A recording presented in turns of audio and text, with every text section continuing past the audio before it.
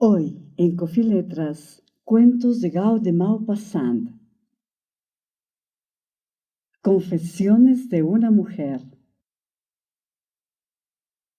Amigo mío, me ha pedido usted que le cuente los recuerdos más vivos de mi existencia. Soy muy vieja, sin parientes, sin hijos. Puedo, pues, libremente confesarme con usted. Prométame solo que jamás desvelará mi nombre. He sido muy amada, usted lo sabe, y a menudo amé yo también. Era muy hermosa, puedo decirlo hoy, cuando ya nada queda. El amor era para mí la vida del alma, como el aire es la vida del cuerpo. Hubiera preferido morir a existir sin ternura, sin un pensamiento siempre clavado en mí. Las mujeres pretenden con frecuencia no amar, sino una sola vez con todo el poder de su corazón. Con frecuencia me ocurrió que amaba tan violentamente que me parecía imposible que aquellos transportes finalizasen. Y sin embargo, se extinguían siempre de una forma natural, como un fuego falto de leña. Le contaré hoy la primera de mis aventuras, en la que yo fui muy inocente, aunque determinó las otras. La horrible venganza de ese espantoso farmacéutico de Lepec me ha recordado el terrible drama al cual asistí muy a mi pesar. Estaba casada desde hacía un año con un hombre rico, el conde Hervé de Quer, un bretón de vieja cepa al cual, por supuesto, no amaba. El amor, el verdadero, necesita, o por lo menos así lo creo, libertad y obstáculos al mismo tiempo. El amor impuesto, sancionado por la ley, bendecido por el sacerdote, ¿es amor? Un beso legal nunca vale lo que un beso robado. Mi marido era de elevada estatura, elegante y todo un gran señor de aspecto, pero carecía de inteligencia. Hablaba de un modo terminante, emitía opiniones cortantes como cuchillos. Se le notaba una mente llena de ideas preconcebidas, infundidas en él por sus padres, que a su vez las habían recibido de sus antepasados. No vacilaba jamás, daba sobre todo una opinión inmediata y limitada, sin el menor embarazo y sin comprender que pudieran existir otros modos de ver. Se notaba que aquella cabeza estaba cerrada, que por ella no circulaban ideas, esas ideas que renuevan y sanean un espíritu como el viento que atraviesa una casa cuyas puertas y ventanas se abren. El castillo donde vivíamos se encontraba en plena región desierta. Era un gran edificio triste, enmarcado por árboles enormes, cuyo musgo hacía pensar en las blancas barbas de los ancianos. El parque, un verdadero bosque, estaba rodeado por un profundo foso de esos que llaman Salto de Lobo, y al final, del lado del páramo, teníamos dos grandes estanques llenos de cañas y de hierbas flotantes. Entre los dos, a orillas de un arroyo que los unía, mi marido había mandado construir una pequeña choza para tirar sobre los patos salvajes. Teníamos, amén de nuestros criados normales, un guarda, una especie de bruto adicto a mi marido hasta la muerte, y una doncella, casi una amiga, locamente ligada a mí. Yo la había traído de España 5 años antes. Era una niña abandonada. Se la hubiera tomado por una gitana a causa de su tez morena, de sus ojos oscuros, de sus cabellos profundos como un bosque y siempre encrespados en torno a la frente. Contaba entonces 16 años, pero aparentaba 20. Comenzaba el otoño. Cazábamos mucho, unas veces en las propiedades de los vecinos, otras en la nuestra. Y yo me fijé en un joven, el barón de C, cuyas visitas al castillo se volvían singularmente frecuentes. Después dejó de venir y no pensé más en él, pero me di cuenta de que mi marido cambiaba de actitud conmigo.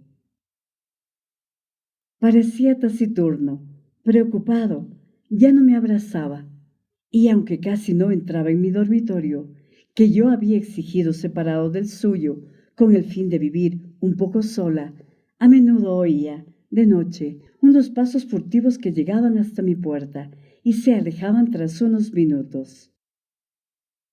Como mi ventana estaba en la planta baja, a menudo creí también oír merodeos en la sombra, en torno al castillo. Se lo dije a mi marido, que me miró fijamente durante unos segundos y después respondió: «No es nada, es el guarda». Ahora bien, una noche, cuando acabábamos de cenar, Hervé, que parecía muy alegre, contra su costumbre, con una alegría socarrona, me preguntó: «¿Le gustaría a usted pasar 3 horas al acecho para matar un zorro que viene por las noches a comerse mis gallinas?» Me quedé sorprendida, vacilaba, pero como él me examinaba con singular obstinación, acabé respondiendo: «Claro que sí, amigo mío». Tengo que decirle que yo cazaba como un hombre lobos y jabalíes, con que era muy natural que me propusiera aquel acecho. Estás escuchando Coffee Letras con Eva Grijalva. Pero mi marido de repente adoptó un aire extrañamente nervioso y durante toda la velada estuvo agitado, levantándose y volviéndose a sentar febrilmente. Hacia las 10 me dijo de pronto: «¿Está usted preparada?». Me levanté y cuando él me trajo mi escopeta pregunté: «¿Hay que cargar con bala o con posta?». Pareció sorprendido y después prosiguió: «Oh, solo con posta bastará, puede estar segura». Después, tras unos segundos, agregó con singular tono: «¿Puede usted alabarse de su sangre fría?». Me eché a reír. «¿Yo? ¿Por qué? ¿Sangre fría para ir a matar un zorro? Pero, ¿qué ideas tiene usted, amigo mío?». Y henos aquí en marcha, sin hacer ruido, a través del parque. Toda la casa dormía. La luna llena parecía teñir de amarillo el viejo edificio oscuro cuyo tejado de pizarra relucía. Las 2 torrecillas que lo flanqueaban ostentaban en su cima 2 placas de luz, y ningún ruido turbaba el silencio de aquella noche clara y triste, dulce y pesada, que parecía muerta. Ni el menor soplo de aire, ni un grito de un sapo, ni un gemido de lechuza, un lúgubre entorpecimiento que se había batido sobre todo. Cuando estuvimos bajo los árboles del parque, me asaltó su frescura y un olor a hojas caídas. Mi marido no decía nada, pero escuchaba, espiaba, parecía olfatear en las sombras, poseído de pies a cabeza por la pasión de la caza. Pronto llegamos al borde de los estanques. Su cabellera de juncos permanecía inmóvil, ningún soplo la acariciaba, pero por el agua corrían movimientos apenas sensibles. A veces un punto se agitaba en la superficie y de allí partían leves círculos, semejantes a arrugas luminosas, que se agrandaban sin fin. Cuando llegamos a la choza donde debíamos emboscarnos, mi marido me dejó pasar delante. Después armó lentamente su escopeta y el chasquido seco de las piezas me produjo un extraño efecto. Me sintió temblar y me preguntó: «¿Es, acaso, que ya le basta a usted con esta prueba? Pues márchese». Respondí muy sorprendida: «Nada de eso, No he venido para regresar. ¿Está usted de broma esta noche? Murmuró, como usted quiera. Y permanecimos inmóviles. Al cabo de una media hora, como nada turbaba la pesada y clara tranquilidad de aquella noche de otoño, dije en voz baja: ¿Está usted seguro de que pasa por aquí? Herbert tuvo una sacudida, como si lo hubiera mordido, y, con la boca pegada a mi oído: «Estoy seguro, escuche». Y volvió a reinar el silencio. Creo que empezaba a amodorrarse cuando mi marido me apretó el brazo y su voz silbante, cambiada, pronunció: «¿No le ve usted allá abajo, entre los árboles?».